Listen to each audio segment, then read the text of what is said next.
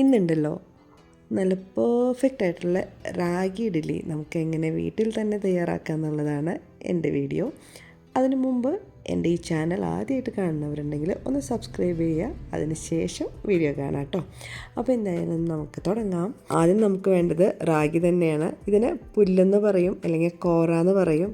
അപ്പോൾ അത് ഒരു 2 കപ്പ് എടുത്തിട്ടുണ്ട്. ഇനി നമുക്ക് 1 കപ്പ് അളവിൽ റൈസ്, ഇഡ്ഡലിക്കുള്ളൊരു പ്രത്യേക റൈസ് ഉണ്ട്, നല്ല ഉരുണ്ടിരിക്കുന്ന റൈസാണ് കേട്ടോ. പിന്നെ ഒരു ഏകദേശം 3/4 കപ്പോളം ഉഴുന്ന് പരിപ്പ്, പിന്നെ 2 ടീസ്പൂൺ ഉലുവ. ഇതൊന്ന് നന്നായി കഴുകി റെഡിയാക്കി എടുക്കാം. ആദ്യം വെള്ളമൊഴിച്ച് കഴുകുമ്പോൾ നിങ്ങൾ കണ്ടോളൂ, നല്ല രീതിയിൽ നമ്മൾ കൈ വെച്ച് ഇങ്ങനെ ഞെരടി കഴുകണം കേട്ടോ. എന്നാലാണ് ഈ റാഗിയിലൊക്കെ ഉള്ള നല്ലോണം അഴുക്കും പൊടിയൊക്കെ ഉണ്ടാവും, അതിങ്ങനെ പോയി കിട്ടുള്ളൂ. കണ്ടില്ലേ, ഇപ്പം തന്നെ ആ വെള്ളത്തിൻ്റെ കളർ നോക്ക്. അപ്പോൾ ഇതുപോലെ നന്നായിട്ടൊന്ന് തിരുമ്മി ഇങ്ങനെ കഴുകിയ ശേഷം നമുക്ക് ഒരു 4-5 തവണ കഴുകണം കേട്ടോ. അപ്പോഴത് ഇതുപോലെ വെള്ളം ക്ലിയർ ആയിട്ട് വരണ വരെ നമ്മളിത് കഴുകി കൊണ്ടേയിരിക്കണം. അപ്പോൾ അത് നല്ല ഭംഗിയുള്ള റൈസാണ് കേട്ടോ ഈ ഒരു ഇഡ്ഡലി റൈസ് എന്ന് പറയുന്നത്. അപ്പോൾ അതൊക്കെ കാണാൻ നല്ല ചന്തമായിട്ടുണ്ട്. അപ്പോൾ ഞാനിത് ഒരു പ്രാവശ്യം കൂടി വെള്ളം കളഞ്ഞെടുക്കുന്നുണ്ട്. ഇനി നമുക്ക് ഇതൊരു 6-7 മണിക്കൂറോളം ഇങ്ങനെ കുതിരാനായിട്ടിട്ട് വയ്ക്കാം. അതിന് ശേഷം നമുക്ക് അരയ്ക്കാം. അപ്പോൾ അത് അരയ്ക്കാടുക്കുമ്പോൾ അതിൻ്റെ മുകളിൽ ഇങ്ങനെ ഒരു പാട പോലൊരു സംഭവം ഉണ്ടാവും, അല്ലെങ്കിൽ പത പോലെ ഉള്ളത്. അതുകൊണ്ട് തന്നെ ഞാൻ ആ ഒരു വെള്ളം എടുത്തില്ല. സാധാരണ ഞാൻ നോർമൽ ഇഡ്ഡലി ഉണ്ടാക്കുമ്പോൾ ഈ ഒരു വെള്ളം മിക്കപ്പോഴും എടുക്കാൻ നോക്കാറുണ്ട്, പക്ഷേ ഇതിനെടുക്കുന്നില്ല. ഇത് ഞാൻ ഒന്നും കൂടി ഇങ്ങനെ ആ വെള്ളം കഴുകിയിട്ട് കളഞ്ഞ് വേറെ നല്ല വെള്ളം ഒഴിച്ചിട്ടാണ് കേട്ടോ ഇത് പിന്നെ ഞാനത് അരയ്ക്കാൻ വേണ്ടി എടുക്കുന്നത്. അപ്പോൾ ഇനി നമുക്കത് കുറേശ്ശെയായിട്ട് മിക്സി ജാറിലേക്ക് ഇട്ട് കൊടുത്തിട്ട് നമുക്ക് അരച്ചെടുക്കാം. അപ്പോൾ ഞാനിത് പെട്ടെന്ന് ഇങ്ങനെ ചൂടാവാതിരിക്കാനായിട്ട് അതിലേക്ക് കുറച്ച് ഐസ് ക്യൂബ്സൊക്കെ ഇട്ടിട്ടാണ് കേട്ടോ ഒന്ന് അരച്ചെടുക്കുന്നത്. കുറച്ച് അധികം ക്വാണ്ടിറ്റി ഉണ്ടല്ലോ, അപ്പോൾ അതുകൊണ്ട് തന്നെ എന്തായാലും ആ ഒരു ജാറ് ചൂടാവാൻ സാധ്യതയുണ്ട്. ചൂടായാൽ നമ്മളുടെ മാവ് നന്നായി വീർത്ത് പൊങ്ങി വരില്ല. അപ്പോൾ അതുകൊണ്ടാണ് നമ്മൾ ഐസ് ക്യൂബ് ഇട്ടിട്ട് അരച്ചെടുക്കുന്നത്. ഐസ് ക്യൂബ് ഇട്ട് അതിലേക്ക് കുറച്ചും കൂടി വെള്ളം ഒഴിച്ചിട്ട് വല്ലാണ്ട് ലൂസും അല്ല എന്നാൽ ഭയങ്കര കട്ടിയുള്ള ആ ഒരു അത് ഇഡ്ഡലിയുടെ കൺസിസ്റ്റൻസി എല്ലാവർക്കും അറിയായിരിക്കുമല്ലോ. അതുപോലെ നമുക്കൊന്ന് എല്ലാം അരച്ചെടുത്ത് നന്നായി ഇളക്കി അതൊന്ന് അടച്ച് വെച്ച് ഒരു 8 മണിക്കൂറെങ്കിലും റെസ്റ്റ് ചെയ്യാൻ വെക്കണം.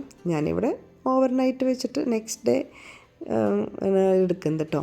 അപ്പോൾ അത് നെക്സ്റ്റ് ഡേ നമ്മൾ എടുത്തപ്പോൾ നന്നായി പൊങ്ങി റെഡിയായി വന്നിട്ടുണ്ട് കേട്ടോ. കണ്ടില്ലേ, നല്ല രീതിയിൽ തന്നെ ഇത് ഫെർമെൻ്റ് ആയിട്ടുണ്ട്. തലേ ദിവസം ഉണ്ടല്ലോ ഇത് ഞാൻ നേരത്തെ അത് ക്ലോസ് ചെയ്ത് വെച്ച ലിഡ് കറക്റ്റായിട്ട് അടഞ്ഞിരിക്കണ്ടായില്ല. അതുകൊണ്ടാണ് ഞാൻ വേറൊരു ലിഡ് ഇങ്ങനെ ഉൾട്ടയാക്കി വെച്ചിട്ടുണ്ടായിരുന്നു കറക്റ്റായിട്ട് ക്ലോസ് ആവാൻ. ആ ലിഡ് ഹോൾഡ് ചെയ്യുന്ന ഭാഗം വരെ എന്നിട്ട് ഈ മാവ് പൊന്തി വന്നു. ഈ ഒരു മാവ് നന്നായി കുറച്ച് നേരമായിട്ട് ഇളക്കണം കേട്ടോ, എന്നാലും അത് താഴ്ന്ന് ഇങ്ങനെ വരുള്ളൂ. അപ്പോൾ നമുക്ക് നല്ല പതുപതൂന്നുള്ള പഞ്ഞി പോലത്തെ റാഗി ഇഡ്ഡലി ഉണ്ടാക്കാനായിട്ട് പറ്റിയ രീതിയിൽ തന്നെ ഇത് പൊന്തി വന്നിട്ടുണ്ട്. ഇനി ഈ മാവിലേക്ക് ആവശ്യമുള്ള ഉപ്പ് കൂടി ചേർക്കാം. നന്നായിട്ട് ഇളക്കി യോജിപ്പിച്ചെടുക്കാം കേട്ടോ. ഉപ്പ് വേണമെങ്കിൽ തലേദിവസം നമ്മൾ ഇത് അരച്ച് വയ്ക്കുന്ന സമയത്ത് ചേർത്ത് ഫെർമെൻ്റ് ചെയ്യാൻ വെച്ചാലും മതി. അപ്പോൾ പിന്നെ നമുക്കിനി ഒക്കെ ഈ ഒരു ഇഡ്ഡലി തട്ടിലേക്ക് കോരിങ്ങനെ ഒഴിക്കാം. ഞാൻ കുറച്ച് എണ്ണയൊക്കെ ഒന്ന് ഇങ്ങനെ പുരട്ടി വെച്ചിട്ടാണ് അതിലേക്ക് ഇങ്ങനെ ഇഡ്ഡലി മാവ് കോരി ഒഴിക്കുക കേട്ടോ. അപ്പോൾ അതൊക്കെ കോരി ഒഴിച്ച് നമുക്കിതിന് വേവിക്കാൻ വെക്കാം.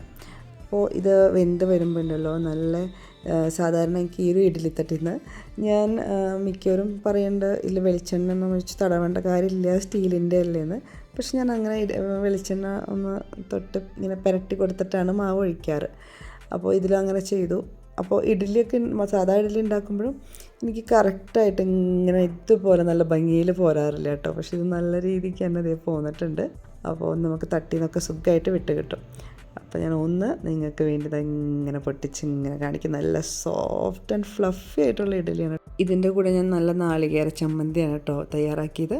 അതും അല്ലെങ്കിൽ ഉള്ളിയും തക്കാളി ഇട്ടിട്ടുള്ള ചമ്മന്തി നല്ല ടേസ്റ്റ് ആയിരിക്കും കൂടെ. പക്ഷെ ഞാൻ അതൊന്നും വിശദമായിട്ട് എടുത്തിട്ടില്ല. എന്തായാലും നമ്മുടെ വീഡിയോ ഇത്രയേ ഉള്ളൂ കേട്ടോ. അപ്പോൾ ഈ ഒരു വീഡിയോ ഇഷ്ടപ്പെട്ടാൽ ലൈക്ക് ചെയ്യാൻ മറക്കരുത്. See you next video. Till then take care. Bye by.